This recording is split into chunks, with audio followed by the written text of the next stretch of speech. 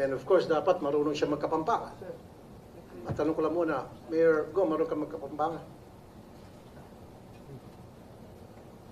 Magandang umaga po, Senator Raffy, Madam Chairman, Senwin. Di taklamo po yung aking kapampangan po. Hindi klaro. Hindi po. Konti lang Kaunti po lang yung po. alam ko po. Konti lang po. Okay. Yun nga yun eh.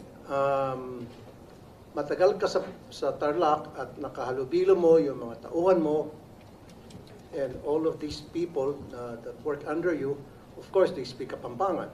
And I'll tell you, I lived in Zamboanga only for 2 years, from kinder to grade 1, and yet, natuto ako magsalita ng Chabacano. And it's unbelievable on your part, and you live in that place up to now, and dealing with people, with your staff sa farm mo, at hindi ka natutong magkapampangan,